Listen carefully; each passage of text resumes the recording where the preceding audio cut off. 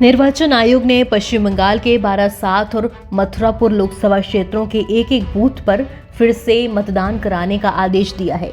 एक अधिकारी ने जानकारी दी। आयोग ने बताया कि सोमवार को सुबह 7 बजे से शाम 6 बजे तक पुनर्मतदान कराए जाने का निर्णय चुनाव अधिकारियों, जिला निर्वाचन अधिकारियों और संबंधित पर्यवेक्षकों की रिपोर्ट के आधार पर लिया गया। दरअसल इन दोनों बूथों पर चुनाव के दौरान गड़बड़ी का आरोप लगा है।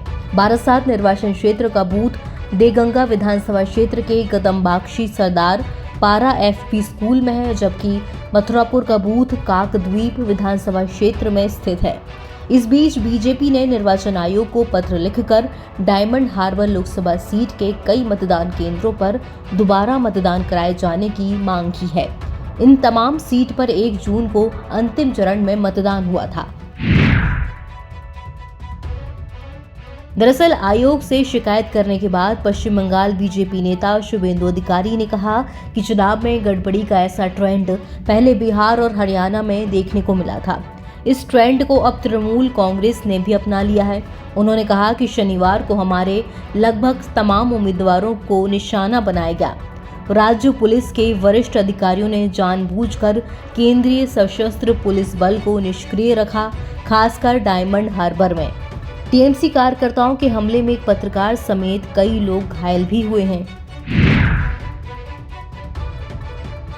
उधर पश्चिम बंगाल के राज्यपाल सीवी आनंद बोस ने चुनावों के संदेश खाली में हिंसा होने पर मुख्यमंत्री ममता बनर्जी को पत्र लिखकर संदेश खाली में चुनाव बाद हुई हिंसा पर तत्काल रिपोर्ट सौंपने को कहा है। राज्यपाल ने कहा कि संदेश खाली में शांति बहाल करने के लिए मुख्यमंत्री ममता बनर्जी को तत्काल कदम उठाने चाहिए, ये उनकी जिम्मेदारी है।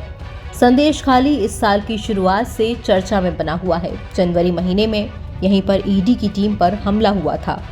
बहरहाल ये कोई पहली शिकायत नहीं है जिसमें वोटिंग के दौरान गड़बड़ी की शिकायत आई हो। हाल ही में बिहार की मुंगेर लोकसभा सीट के 45 बूथों पर दोबारा मतदान की मांग उठी थी। मतदान केंद्रों पर बड़े पैमाने पर धांधली का आरोप लग रहा था। आरजेडी की उम्मीदवार कुमारी अनीता ने आरोप लगाते हुए सुप्रीम कोर्ट में इस बाबत याचिका दाखिल की थी। याचिका में स्वतंत्र और निष्पक्ष चुनाव सुनिश्चित कराने का निर्देश देने की मांग सुप्रीम कोर्ट से की गई थी। आरजेडी उम्मीदवार कुमारी अनीता की याचिका पर सुप्रीम कोर्ट में सुनवाई हुई। सुप्रीम कोर्ट ने मामले पर विचार करने से इनकार कर दिया। दरअसल आरोप में कहा गया था कि स्थानीय प्रशासन की मिलीभगत से कथित तौर पर बूथ कैप्चरिंग की गई है। सुप्रीम कोर्ट ने याचिकाकर्ता को हाई कोर्ट जाने को कहा था। एनबीटी ऑनलाइन की रिपोर्ट।